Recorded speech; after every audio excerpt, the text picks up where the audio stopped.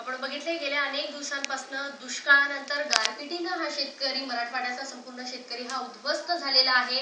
अनेक शेतकऱ्यांनी आत्महत्या केलेल्या आहेत, त्यांची मुलं वंचित झालेली आहेत। अनेक समस्या या संपूर्ण शेतकऱ्याच्या कुटुंबियांना या समस्यांना सामोरं जावं लागतंय।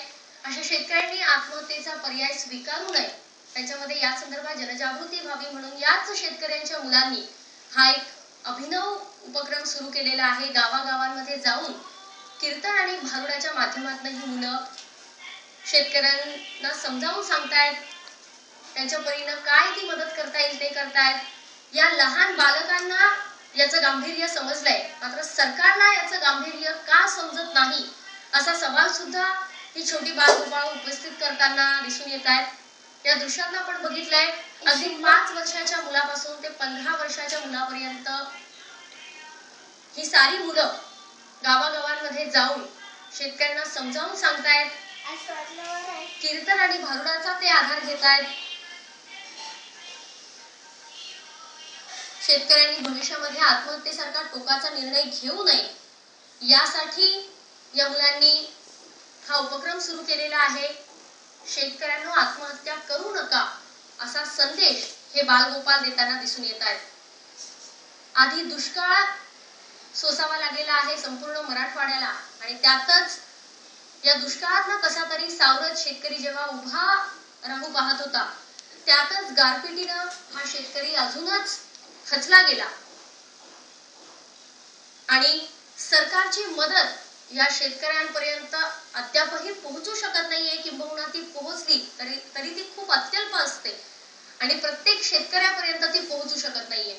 आणि त्यातच या मुलांनी हा निश्चितच कौतुकास्पद उपक्रम सुरू केला आहे।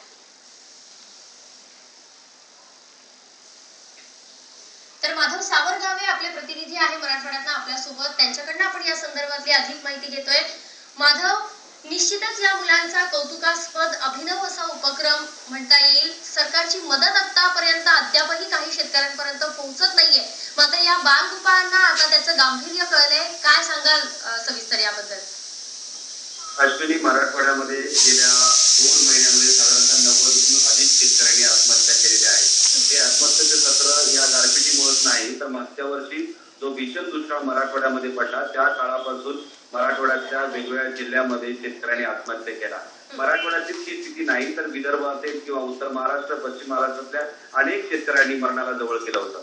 त्यामुळे जे शेतकरी आत्महत्या केले ते सगळ्या शेतकऱ्यांची लहान लहान चिमुरडी मुलं, आपण जे व्हिज्युअल्स मध्ये पाहतोय ती सगळी मुलं आत्महत्या करणाऱ्या शेतकऱ्यांची मुलं आहेत, ज्यांच्या वडिलांनी आईने आत्महत्या केलेली आहे आणि ती सगळी मुलं अनाथ झाली आहेत। ती मुलं नाशिकच्या आधार तीर्थ या संस्थेमध्ये राहत असतात आणि त्यांना कुठेतरी त्या सगळ्या आधाराची जाणीव झाली आहे। त्यामुळे सगळे विद्यार्थी, लहान लहान मुलं, फक्त ही 5 वर्षाची मुलं आहेत, कोणी 7 वर्षाचं आहे, कोणी 15 वर्षाचं आहे, अशी ही सगळी जी नकळत आयुष्य जगत आहेत, नकळत्या वयामध्ये ही सगळी मुलं आता लोकांना समज देण्यासाठी बाहेर पडलेली आहेत। नाशिकवरून ही सगळी 50 मुलं, त्याच्यामध्ये 25 मुली आहेत आणि 25 मुलं आहेत, ज्यांचं छत्र हरवलंय। सगळी मुलं गावागावामधून संदेश घेत आहेत की आमचं जसं छत्र हरवलंय तसं तुमच्या मुलांचं छत्र हरवू नका।